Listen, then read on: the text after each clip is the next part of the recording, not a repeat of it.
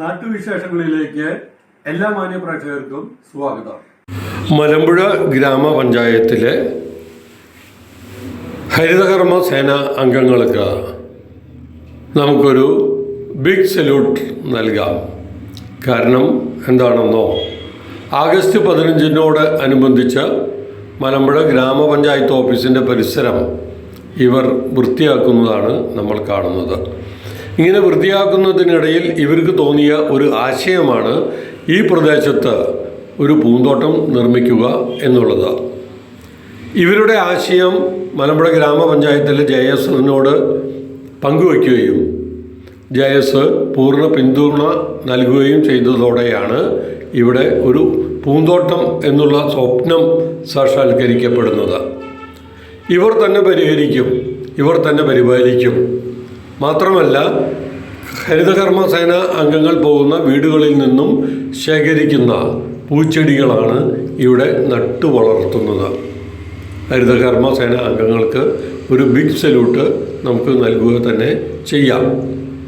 ഇനി മുതൽ മലമ്പുഴ ഗ്രാമപഞ്ചായത്തിലെത്തുന്ന ഉപഭോക്താക്കൾക്ക് നല്ലൊരു പൂന്തോട്ടം ദർശിക്കാനാവും. ോടനുബന്ധിച്ച് പഞ്ചായത്തിൻ്റെ പരിസരം കാട് പിടിച്ചെന്ന് കിടക്കുന്ന സ്ഥലം മുഴുവൻ ക്ലീൻ ചെയ്യാൻ വേണ്ടി വന്നതാണ്. അങ്ങനെ ഒരു പൂന്തോട്ടവും കൂടി സെറ്റ് ചെയ്യാന്നുള്ളൊരു പരിപാടിയാണ് ഞങ്ങൾ ഇട്ടത്. അപ്പോൾ വീടുകളിൽ നിന്നും കിട്ടുന്ന ചെടികളെല്ലാം കൊണ്ടുവന്നിട്ട് ഒരു പൂന്തോട്ടം ചെയ്യാമെന്ന് വിചാരിച്ചിട്ടായിരുന്നു. അതാണ് ഇപ്പോൾ ചെയ്തുകൊണ്ടിരിക്കുന്നത്. അപ്പോൾ വീട്ടുകാരോട് ചെടികൾ ചോദിക്കുമ്പോൾ നല്ല സപ്പോർട്ടാണോ?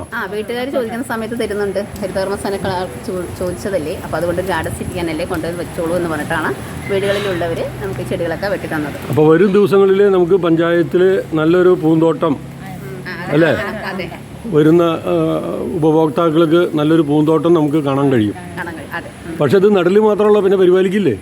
വെള്ളം നനച്ചു കൊടുക്കലും എല്ലാം ഉണ്ട്.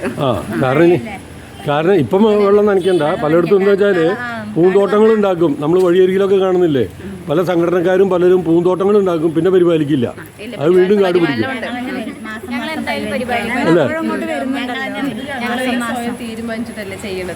അല്ല. നിങ്ങൾ പിന്നെ ഇവിടെ സ്ഥിരം വന്നു പോയിക്കൊണ്ടിരിക്കുന്നതാണ് നിങ്ങൾക്ക് അത് സൗകര്യം. അതിന് വല്ല കമ്മിറ്റിയോ വലുതും ഉണ്ടാക്കിയിട്ടുണ്ടോ?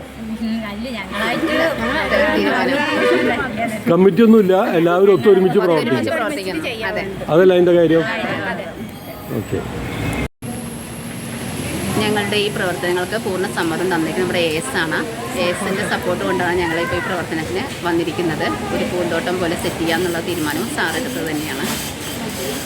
അപ്പോൾ ഈ ഇവിടെ പൂന്തോട്ടം ഫിറ്റ് ചെയ്യാമെന്നുള്ള നിർമ്മിക്കാം എന്നുള്ള ഒരു ആശയം പങ്കുവെച്ചപ്പോൾ അവർ പൂർണ്ണ സപ്പോർട്ട് JS പൂർണ്ണ സപ്പോർട്ട് ചെയ്തു തന്നു. ഹരിതകർമ്മ സേനക്കാരും ബാക്കിയുള്ള സപ്പോർട്ടായിട്ട് മുന്നോട്ട് വന്നു.